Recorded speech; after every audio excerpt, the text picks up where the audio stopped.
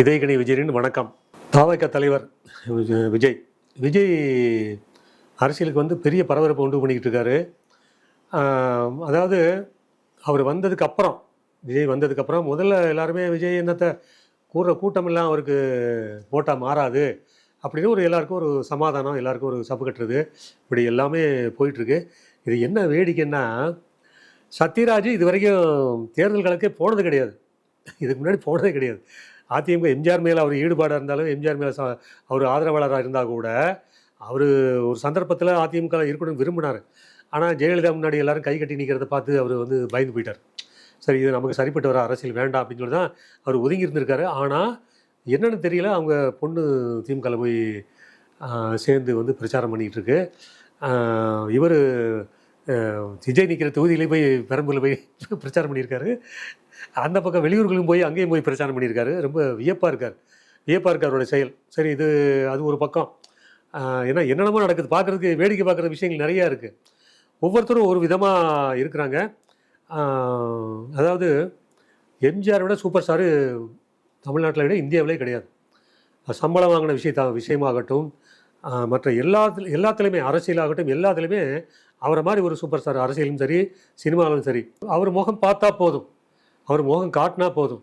அமெரிக்காவில் தானே இருந்தார் அவர், இங்கே வந்து எப்படி ஜெயிச்சார் அவர்? அவரை பற்றி வீடியோலாம் போட்டாங்க, அதெல்லாம் வேறு. சினிமா தியேட்டரில் எல்லா தியேட்டர்லையுமே அவர் உடல்நலம் குணமாகணும்னு சொல்லி பாடல்கள் 2 பாடல்கள் போட்டாங்க. அது சிவாஜியோட சாந்தி தியேட்டர்லேயும் அந்த பாட்டெல்லாம் போட்டாங்க. இறைவா உன் மாளிகையில் அந்த பாட்டும், நீங்கள் நல்லா இருக்கணும் நாடு முன்னேற, இந்த 2 பாட்டும் போட்டாங்க. அந்த மாதிரி ஒரு எழுச்சியை உண்டாக்குன விஷயம் அவரோடது. ஏன்னா அவர் 1967 காமராஜர் சொன்னார், நான் படுத்துக்கொண்டே ஜெயிப்பேன்னு சொல்லி. அவர் ஒரு ஆக்சிடெண்ட்டில் இதாகி ஹாஸ்பிட்டலில் இருந்தார். அப்போ நான் படுத்துக்கொண்டே ஜெயிப்பேன்னு காமராஜர் சொன்னார். ஆனால் படுத்துக்கொண்டே ஜெயிச்சது எம்ஜிஆர் தான். ஏன்னா அவர் துப்பாக்கியால் சுடப்பட்டு மருத்துவமனையில் இருந்தார் இல்லையா, அப்படி ஆனார். ஸோ அப்படி அந்த மாதிரி தான் வந்து அவங்க இருந்திருக்காங்க. இருந்தாலும் கட்சியில் நிறைய நடிகர்கள் இருந்தாங்க. எம்ஜிஆர் இருந்த காலகட்டத்தில் அவருடைய அதிமுகவுக்கு சப்போர்ட்டாக வந்து எத்தனை நடிகர்கள் வந்து, தேங்காய் சீனிவாசன், கண்ணன், அப்படியே ஒரு பெருங்கூட்டமே இருக்குது. அதாவது பிரச்சாரம் பண்ணுறதுக்கு பெருங்கூட்டமே இருக்குது. லதா இருந்தாங்க, நிர்மலா இருந்தாங்க, இப்படி அது மாதிரி ஒரு கணக்கு வழக்கு இல்லாமல் இருந்தாங்க. ஏன்னா அவர் பேர் சொன்னால் போதும், ரெட்டைலைன்னு சொன்னால் போதும், ஓட்டு போட்டுருவாங்க. இருந்தாலும் திமுகனுடைய வலிமையான பிரச்சாரம், அவங்க பிரச்சாரம் மாதிரி வலிமையான பிரச்சாரம் எங்கேயும் பார்க்க முடியாது இன்றைக்கு வரைக்கும். ஸ்டில் நவ் அதுக்கு வந்து இறை கொடுக்கணும், அதுக்கு ஈடு கொடுக்கணுங்கிற காரணத்தினால எம்ஜிஆர் அதை வந்து கவனித்தார் அந்த விஷயத்தில். அது அப்படியே அந்த அணுகுமுறை அப்படியே ஜெயலலிதாக்கிட்டே வந்துச்சு. அவங்களும் நிறைய திரைப்பட கலைஞர்களை பயன்படுத்துகிறாங்க. அவங்க காலத்தில் வந்த அந்த விந்தியா தான் இன்றைக்கும் அதிமுக அந்த அவங்க ஒன்று மட்டும் தான் காலத்தில் பேசிகிட்டு இருக்காங்க. இந்த விஜய் சொல்லும்போது எதுக்காக சொல்ல வரேன்னா, ஸ்டார் வேல்யூ வந்து விஜய்க்கு இருக்குது, அது வேறு. அதாவது அதிமுகவில் இந்த ஒன் அண்ட் ஒன்லி ஸ்டாரு வந்து இவர் தான், எடப்பாடியார் தான் போட்டிருக்கு. எங்கே பார்த்தாலும் அவர் தான் ஃபோக்கஸ் ஆகிறாரு. அங்கே அதிமுகங்கிற பேர் வரமாட்டேங்குது, ரெட்டையிலைங்கிறது நடுநடுவில் வந்து சொருகிறாங்க. அவர் தான் ஃபோக்கஸ் ஆகிறாரு. ஸோ அந்தளவுக்கு அவர் தன்னைத்தானே பெரிய இதாக அவர் நினச்சிக்கிட்டாரு, அதை கட்டமைக்கிறார், அந்த விஷயத்தை கட்டமைக்கிறாரு எடப்பாடியார் விளம்பரங்களை பூரா அப்படி தான் வருது. விஜய் பொறுத்தவரையில் அவர் அந்த கட்சியில் ஆதவர்ஜினா இருக்கலாம், புஷி ஆனந்த் இருக்கலாம், யார் வேணாலும் இருக்கலாம், நிர்மல் குமார், எத்தனையோ பேர் இருக்கலாம். ஆனால் ஸ்டார் வேல்யூ வந்து இவருக்கு மட்டும்தான் இருக்குது. அதுக்கப்புறம் அவர் அது எம்ஜிஆர் மாதிரி யாரையும் போய் நீ வான்னு அவர் கூப்பிட்றதில்ல. அது ஒரு விஷயம். அவர்கிட்ட பிடிச்ச நல்ல விஷயம் என்னென்னா, நீ வா என் கட்சியில் சேருன்னு சொல்லி யாரும் கூப்பிட்றதில்ல. எம்ஜிஆர் அதை தான் செஞ்சார். ஆனால் பல பேர் கதை விட்றாங்க, எம்ஜிஆர் என்ன கூப்பிட்டாருன்ட்டு கட்சியில் என்ன சேர்க்க சொல்லி கூப்பிட்டாரு. துரைமுருகன் இப்போ கதை விட்டுருக்காரு, வந்து என் கட்சிக்கு வா, நான் வந்து உனக்கு மந்திரி பதவி கொடுக்குறேன்னு சொல்லி ரீசெண்டாக எம்ஜிஆர் கோயிலுக்கு போய் துரைமுருகன் கதை விட்டார். ஸோ அந்த மாதிரி நிறைய நடக்குது. ஆனால் விஜய் அப்படி இல்லை. ஏன்னா அவரை அப்சர்வ் பண்ண வகையில், அவரை கவனித்த வகையில் அது ஒரு நல்ல அம்சம் அவர்கிட்ட இருக்குது. அந்த இதை பொறுத்தவரை எளிமையாக அவருடைய அணுகுமுறைகள் எளிமையாக இருக்குது. அவர் மேலே பல்வேறு குற்றச்சாட்டுகள் இருக்குது. எப்போவுமே தலையெடுக்கும் போது கொஞ்சம் விமர்சனங்கள் கொஞ்சம் கடுமையாக தான் இருக்கும். அது இவர் வந்தப்போ விமர்சனம் ரொம்ப ஜாஸ்தி. திருச்சியில் போய் சர்ச்சில் முட்டி போட்டு அப்படியே அவர் போகிறார், பிரார்த்தனை பண்ணுறார். அப்புறம் அம்மன் கோயிலில் போய் நெடுஞ்சான்கடையாக விழுந்து அங்கே அம்மனை வணங்குறாரு. மசூதிக்கு போயிருக்காரு, இவ்வளோ போயிருக்காரு. அரசியல், இதெல்லாம் அரசியல் அப்படின்னு சொல்லி சொல்கிறாங்க. இருக்கட்டும், இருந்துட்டு போட்டு, அரசியலாகவே இருந்துட்டு போட்டு போனார்ல. அதுக்கு நடிகர் ஸ்ரீமன் வந்து ஒரு விளக்கம் கொடுத்துருக்காரு. அதுதான் நமக்கு கொஞ்சம் பேலன்ஸ் ஆச்சு. இது பார்த்த உடனே சரி இப்படியாவது பதில் சொல்கிறது சில பேர் இருக்காங்களேன்னா, அவர் என்ன சொல்லியிருக்காருன்னா, 30 வருஷமாக அவர் வந்து ஒவ்வொரு படம் வெளியிடும் போதும் சர்ச்சுக்கு போய் அவர் இந்த மாதிரி பிரார்த்தனை பண்ணுறது வழக்கமான விஷயம் அவருக்கு. இது வந்து புதுசு கிடையாது. எப்போவுமே அவர் வந்து படம் ரிலீஸும் போது சர்ச்சுக்கு போயிட்டு வந்து பிரார்த்தனை பண்ணுவார். இந்த மாதிரி முட்டி போட்டு தான் போய் பிரார்த்தனை பண்ணுவார். அது அது வந்து விளம்பரப்படுத்திக்கிறது இல்லை அவர். அதை காட்சிப்படுத்திக்கிறது இல்லை. அவர் ஃபோட்டோ எடுத்துக்கிறது இல்லை. அது எம்ஜிஆரோட அந்த அணுகுமுறை, எம்ஜிஆரோட அந்த அணுகுமுறை விஜய்கிட்ட இருக்குது. அவர் கோயிலுக்கு மூகாம்பிகை கோயிலுக்கு போனார ஒரு ஒரு எவிடன்ஸ் கிடையாது. ஒரு ஒரு ஃபோட்டோ கிடையாது. ஒரு வீடியோ கிடையாது. ஃபோட்டோ எடுத்தவனையும் ஃபோட்டோ கேமரா வாங்கி அப்போ ஃபிலிம் இருந்துச்சு. ஃபிலிமை உருவிட்டாங்க. ஸோ இப்படியெல்லாம் நடந்திருக்கு. அதை அடையாளப்படுத்தவே மாட்டார். நான் கோயில் போனது என்னோட பெர்சனல் மேட்ரு. அது பெர்சனல். அப்படி தான் அவர் எம்ஜிஆர் நினச்சிட்டு இருக்கார். அதே தான் இவரும் அப்படி வச்சுட்டு இருக்கார் அப்படின்னு நினைக்கிறேன் நான். ஸோ இது இது அப்படியே மெயின்டைன் பண்ணால் நல்லாயிருக்கும். பட் என்னென்னா கூட்டத்தை கட்டுப்படுத்துகின்ற அந்த விஷயத்தை வந்து அவர் முதல்ல அவர் ட்ரைனிங் எடுத்துக்கணும். அவர் கூட்டங்களை கூடுறாரு, செயற்குழு கூட்டம், பொதுக்குழு கூட்டம் எல்லாமே வந்து கலந்துக்கிறார். கலந்துக்கும் போது இதுதான் மெயின் பாயிண்ட். ஏன்னா அவருக்கு கூடுற கூட்டங்கள் அவ்வளோ அபிரதமாக இருக்குது. ஏன்னா சினிமா விட்டு வெளியே படப்பிடிப்புக்குன்னு அப்படி போகும்போது எங்கேயாவது போய் பண்ணால் அங்கே கூட்டம் கூடுறது அது வேறு விஷயம். பொதுமக்கள் பொது வெளியில் வர்றது இதுதான் முதல் முறை.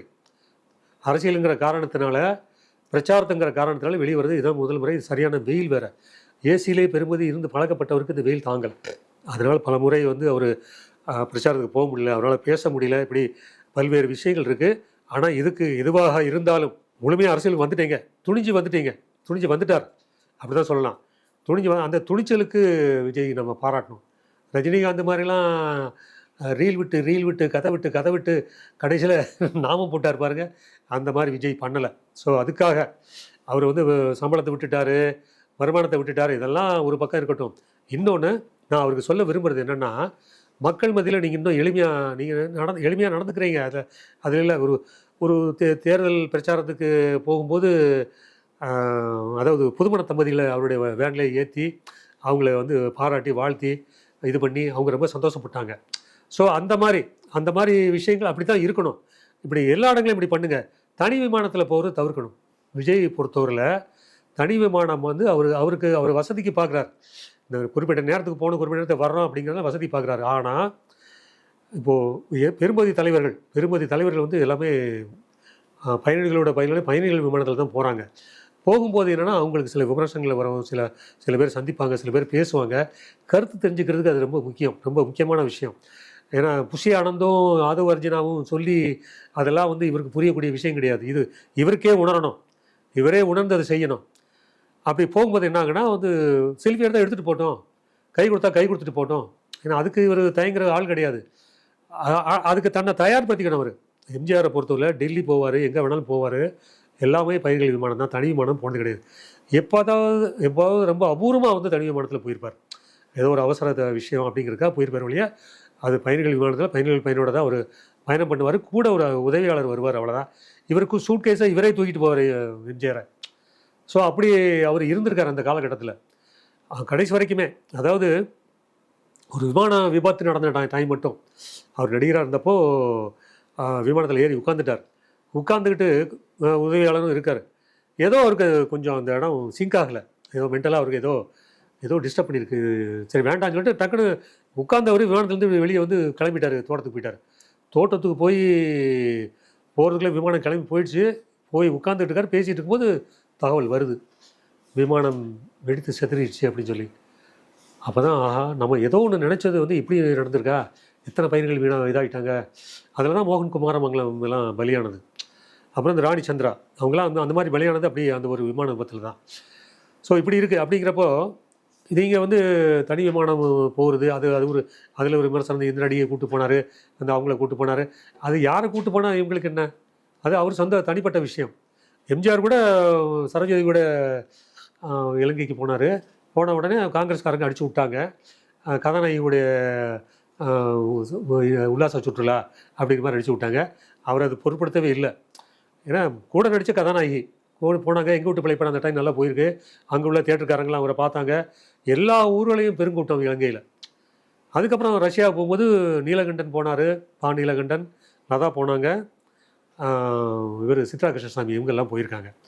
ஸோ இப்படி அந்த சந்தர்ப்பத்துக்கு தகுந்த மாதிரி அவங்களுக்கு சினிமாவுக்கு தேவைப்படுது, அப்படி தான் போகிறாங்க. அதனால் விஜய் பொறுத்தவரை அது கவலைப்படல.